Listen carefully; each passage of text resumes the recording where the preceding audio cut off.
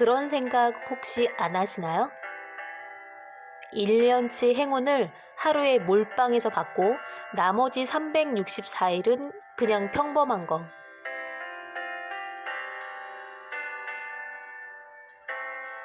과연 어떤 게 더 행복한 걸까요?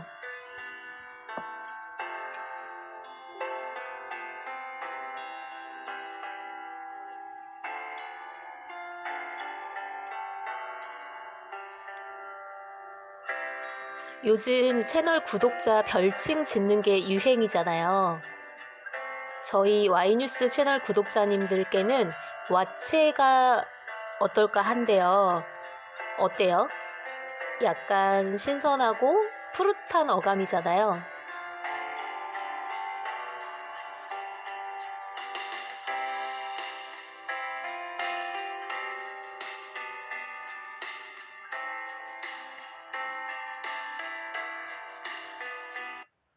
와이뉴스 외전 책 읽어주는 여자 나디아입니다.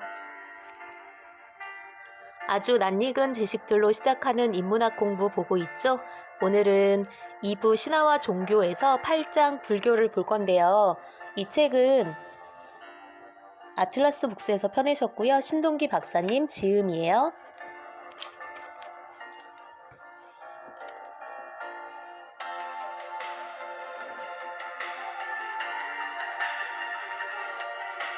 불교의 가르침은 우리의 일상에 깊숙이 뿌리박고 있다. 불교는 유교와 함께 일찌감치 우리나라의 문화 속으로 들어왔다. 372년 고구려 소수림 왕 때 우리나라에 처음 들어온 불교는 고구려 백제 신라 삼국이 문화를 형성하는 데 많은 영향을 미쳤고 통일신라와 고려 시대에 들어서서는 호국 불교로서 그 전성기를 누렸다. 조선시대에 들어서는 숭유 억불 정책으로 국가 중심 종교로서의 자리를 박탈당하긴 했으나 조선의 창건자 태조 이성계가 무학대사를 왕사로 모시고 그의 도움을 받아 한양을 수도로 정하고 말년에는 불교에 전념했던 것처럼 종교로서 유교가 가지고 있는 현실적인 한계로 인해 불교는 꾸준히 우리 역사와 밀접한 관계를 유지하면서 발전해 왔다. 그 결과 불교는 종교이기에 앞서 우리의 생활 관습이 되고 사고방식의 근저를 형성하게 되었다.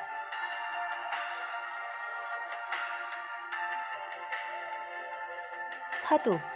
오늘날 일상 용어로 사용되는 화두는 원래 불교 용어다. 주로 사람들이 함께 대화를 나눌 때 이야기의 주제라는 의미로 쓰이거나 이야기의 시작이라는 의미로 사용되기도 한다.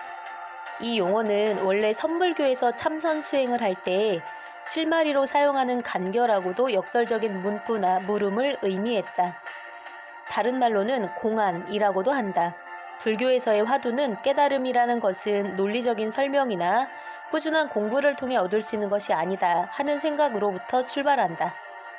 일반 사람들에게는 다소 엉뚱한 질문에 엉뚱한 답처럼 들리기도 한다. 석가모니가 깨달음을 얻은 과정을 생각해보면 그 의미를 더욱 잘 이해할 수 있다. 석가모니는 궁을 나와 6년이란 긴 시간 동안 스승들의 안내를 받으면서 선정을 하기도 하고 동료들과 모여 고행을 하기도 했으나 깨달음을 얻을 수 없었다. 그러다 선정과 고행을 정리하고 자기 스스로 깨달음의 정진에 나선 지 불과 7일 만에 깨달음을 얻었다. 새벽 여명 속에서 빛나는 별을 보고 순간적으로 깨달음을 얻은 것이다. 바로 선종에서 추구하는 순식간의 깨달음인 도노였다. 순간적인 깨달음을 추구하는 선종은 5세기 말 인도에서 태어난 달마대사에서부터 시작되었다.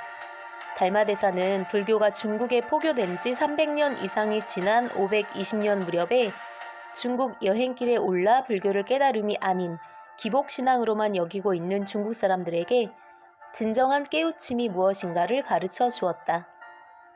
그러다 달마대사는 중국 북쪽에 있는 소림사 근처 동굴에서 수도 생활을 하던 중 해가를 만나 글자 그대로 선문답식의 대화를 통해 해가가 깨달음을 얻게 해주었다. 이렇게 달마대사와 해가 사이에 이신점심으로 최초 선의 깨달음이 이루어졌고 이로부터 중국 불교의 특색이라고 할 수 있는 선종의 법통이 탄생했다. 이때 해가가 달마대사의 제자가 되기 위해 자신의 왼쪽 팔을 잘라 바쳤다고 해서 해가 담비라는 유명한 일화가 만들어지기도 했다. 선종은 육조인 해능 때 다시 한번 발전의 전기를 마련했다. 그 뒤 통일신라 후기 무렵에 우리나라에 들어온 선종은 불교는 물론 다른 문화 부분에도 많은 영향을 미쳤고 오늘날 불교의 조계종 형성에 큰 영향을 주기도 했다. 선종에서 참선 시 사용하는 화두는 1125년에 중국 승려 원호에 의해 쓰인 벽암록과 1228년에 중국 승려 해계에 의해 쓰인 무문관에 실린 내용을 포함해 모두 1700개 정도로 알려져 있다.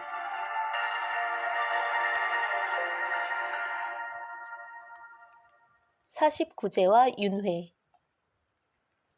사람이 죽으면 좋은 곳에서 태어나길 기원하며 49일 동안 치르는 49제도 불교에서 비롯된 의식이다. 불교에서는 생명을 갖는 것은 모두 사유를 거치게 된다고 하는데 이 사유는 생유, 본유, 사유, 중유 4단계로 이루어져 있다.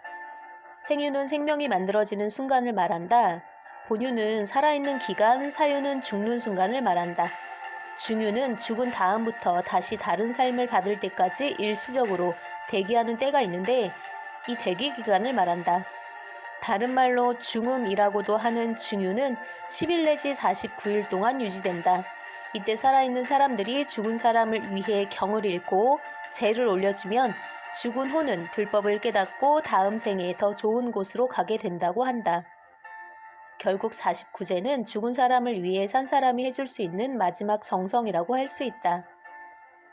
물론 불교에서 죽은 뒤 다시 태어날 때 어떤 생을 받을 것인가는 원칙적으로 49제에 의해 결정되지 않는다. 다음 생은 바로 업에 의해 결정된다.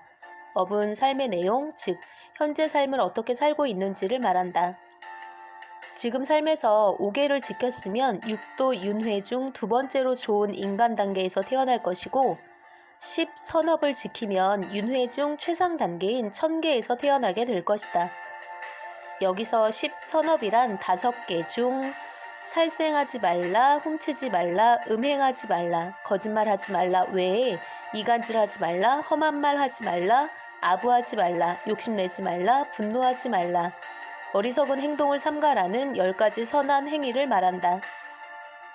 불교에서는 자신의 전생 삶에 대해 절대로 거짓말을 할 수 없도록 되어 있다는 사실을 염두에 두어야 한다.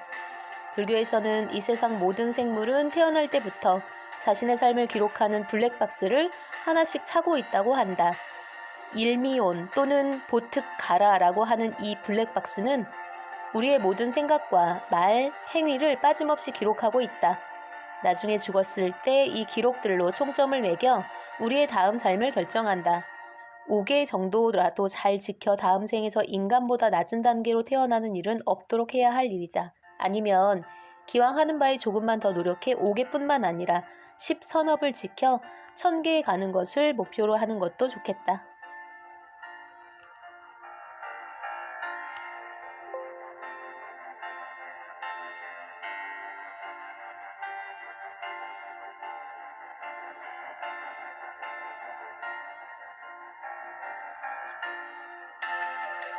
서유기 속에 담겨있는 불교의 가르침. 별나라 손오공, 드래곤볼, 나라라 슈퍼보드와 같은 애니메이션의 모티브를 제공한 소설 서유기에 등장하는 삼장법사는 당나라 때 실존했던 인물이다. 삼장법사는 27세 때 국업의 일념으로 경전을 구하기 위해 서역의 천축국 인도를 찾아갔다. 그는 투르판, 아프가니스탄, 파키스탄 등을 거쳐 인도 땅에 도착해 그곳에서 10여 년간 불교를 배우고 경전을 모은 다음 16년 만에 당나라로 돌아와 나머지 생을 모두 경전 번역에 바쳤다. 자신의 16년에 걸친 인도 여행에 대한 내용들을 기록으로 정리한 대당서역기를 남겼다. 대당서역기는 당시 인도를 비롯한 중앙아시아와 서남아시아의 역사와 교류사를 연구하는 데 중요한 자료로 쓰인다. 서유기는 바로 이 삼장법사와 대당 서역기에서 모티브를 빌려와 16세기에 명나라 때 오승은이라는 사람이 쓴 소설이다. 삼장법사의 원래 이름은 현장이다. 현장보다 흔히 삼장법사라는 이름으로 불리게 된 까닭은 그가 불교의 삼장에 정통한 사람이었기 때문이다. 삼장은 경, 율, 논 세 가지를 말한다. 경은 부처가 살아생전에 한 말씀을 정리한 내용이고, 율은 승가에서 공동체 생활을 하면서 서로 간에 지켜야 할 원칙이다. 율과 별도로 준수할 원칙으로 계라는 것이 있는데, 이 계는 공동체 상호관계가 아닌 자기 개인적으로 지켜야 할 원칙이다. 이렇게 개인적으로 엄수해야 할 원칙인 계와 상호간에 지켜야 할 규정인 율을 합해 계율이라고 한다. 3장 중 마지막 세 번째인 노는 부처의 말씀인 경을 해석해 놓은 것을 말한다. 불교 가르침의 전부라고 할 수 있는 경, 율, 논을 모두 통달한 스님에게 주는 호칭이 바로 삼장이었다. 서유계에서는 손오공과 저팔계 사오정이 삼장 법사를 도와 천축국을 향한 구법, 오디세이를 만들어 간다. 이 중에서 손오공은 과거 모범과 생산성을 중요시했던 시대에 가장 스포트라이트를 많이 받았던 캐릭터였다. 요즘처럼 비틈과 재미가 콘텐츠의 핵심 개념으로 자리 잡은 시대에 스포트라이트를 받는 캐릭터는 단연코 사오정이다. 물론 지금의 사오정 캐릭터는 서유기 원문보다는 애니메이션, 나라라 슈퍼보드에 의해 만들어진 부분이 많다. 소설송에서 사오정은 충직한 캐릭터로 등장한다. 이처럼 사오정뿐만 아니라 손오공과 저팔계 캐릭터는 독자들의 재미를 위해 다양한 성격으로 묘사되고 있는데, 자칫 소설 읽는 재미에 끌리다 보면 이들의 이름에 담긴 의미를 간과하기 쉽다. 손오공은 불교 사상 중 중요 개념인 공사상을 터득한다는 의미를 담고 있다. 저팔계는 저의 소설 속 캐릭터인 돼지를 나타내고, 뒤에 팔계는 글자 그대로 불교에서 엄수해야 할 8가지 계율을 의미한다. 사오정이라는 이름 역시 캐릭터에서 풍기는 이미지와는 달리 서방 정토의 정을 깨닫는다는 의미를 담고 있다. 저자의 의도나 모티브가 되었던 삼장법사 현장의 삶과 무관할 수 없는 주인공들 이름의 의미를 되새기면서 소설을 따라가다 보면 재미와 함께 불교의 가르침도 함께 얻을 수 있을 듯하다.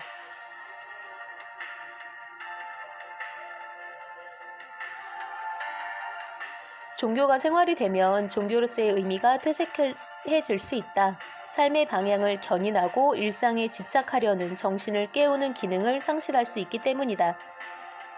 생활과 완전히 유리된 종교 역시 종교로서의 기능을 제대로 하기 어렵다. 사람들은 누구나 현실과 일상에 깊숙이 뿌리박고 있기 때문이다.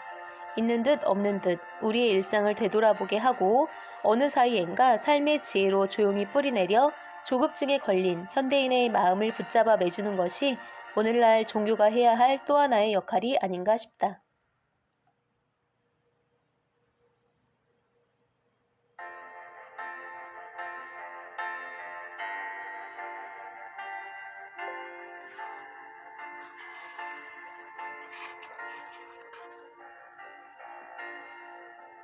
살생은 그렇다 치고 거짓말하지 않고 아부하지 않고 욕심내지 않고 분노하지 않고 어리석은 행동하지 않고 험한 말하지 않으면 이게 사람일까요?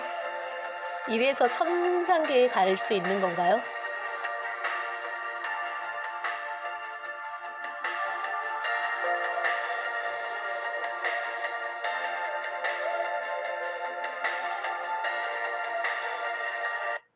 Y뉴스 외전 오늘의 희망 메시지는요. 돈은 피보다 진하다입니다. 이 말은 어느 경제학자의 말씀인데요. 와체님들 명절 잘 보내셨나요? 혹시 많이 힘드셨나요? 또 혹시 그게 돈 때문이셨을까요? 원래 그런 겁니다. 돈이 그렇게 무섭습니다.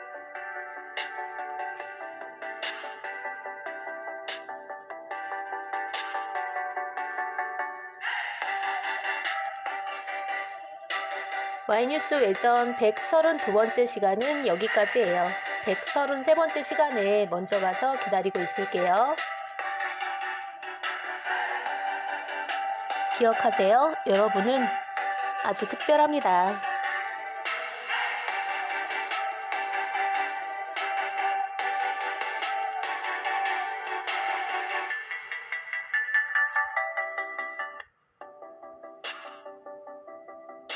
Shopping is why mall high class closed mall. Go ahead and connect.